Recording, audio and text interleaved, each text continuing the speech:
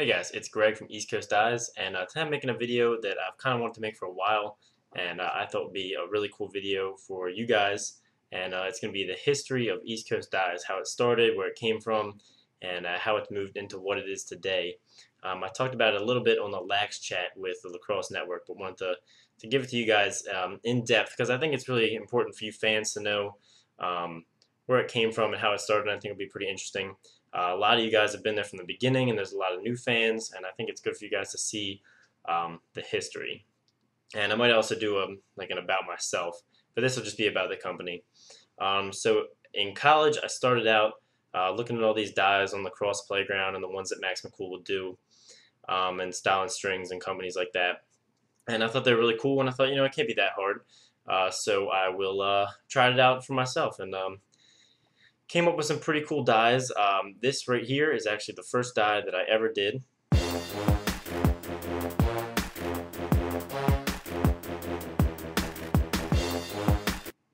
And you can see it's just a plain checkerboard, and it turned out really well. And I figured out that I could dye pretty well, up there with some of the better ones, certainly not the best. And I always cut my stuff by hand. A lot of these guys have electric, digital, vinyl cutters by now. Everything I did was done with an electrical tape and an X-Acto blade.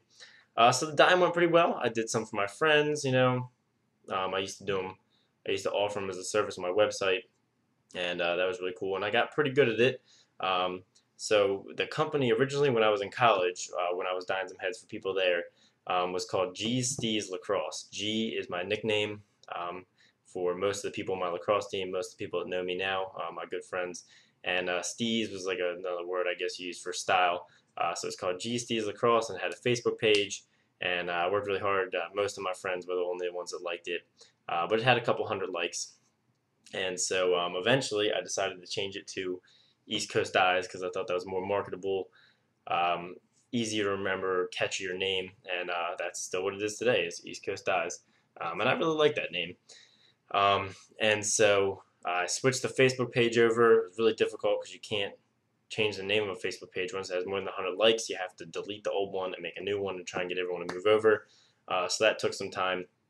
So then really got into what I do now in last November or December. I forget when it was. You can check the date of the first East Coast Mesh video when I coated and dyed my first piece of East Coast Mesh. So here's a picture of it right here.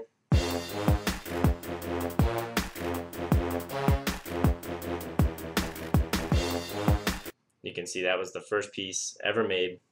And from there, that December, I moved into doing stringings, dyeings, and selling mesh all on my website. It was a pretty ghetto website I put together. I don't know much about web design and things like that, and everything I do know as far as building my website and everything like that, I've taught myself. This whole time through stringing, dyeing, making mesh, I've been self-taught. I never knew anyone that knew how to do any of these things. So I learned through trial and error and looking at pictures online. So as you all know, I graduated from college, Elizabethtown College, with a degree in accounting. And so I worked tax season in accounting from like January until April. So I just started making mesh in November, December, late that year, and then I had to start working in January. And tax season in accounting, it's a very intensive time. I was working 50, 60 hours a week, doing Monday through Saturday, 6-day weeks, just working like crazy. And this entire time while I'm working, I also had graduate school classes. So that consisted of 2 classes a week at night from 6 to 9 and from 4 to 8 or something like that. 3-hour classes, 2 nights a week. And then the other 2 nights a week, I coached youth lacrosse league. So generally my day during tax season for those 3 months would be, and this whole time I'm still trying to run East Coast Dyes and make mesh, and it was actually getting pretty busy because that's lacrosse season. So I really just had to take my time while I was working, class, coaching, and running East Coast Dyes, pretty much 2 full-time jobs, plus graduate school classes, plus coaching.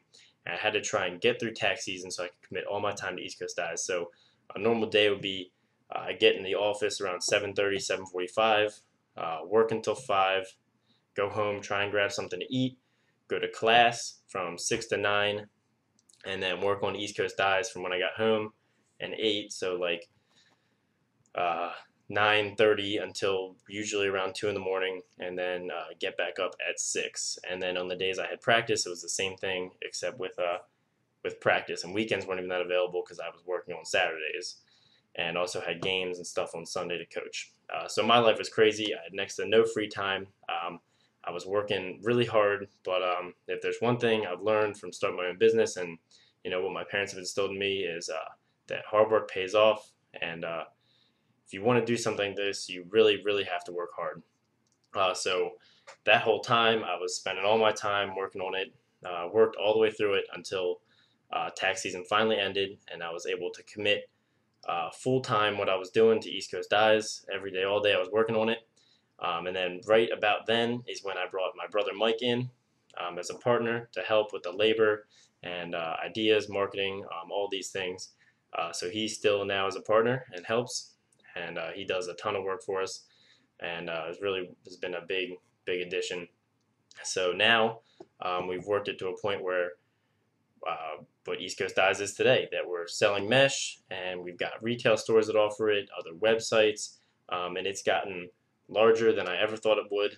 I've gotten larger than I ever thought it would on YouTube, and I want to thank all you fans for that. I would have never thought that I'd be approaching 10 million views or 2 million views and 10,000 subscribers, and having sold, coming up towards what must be 10,000 pieces of East Coast mesh. It's just crazy, and I never thought that would happen. And so I would like to thank you guys for that, all the support that you guys given me.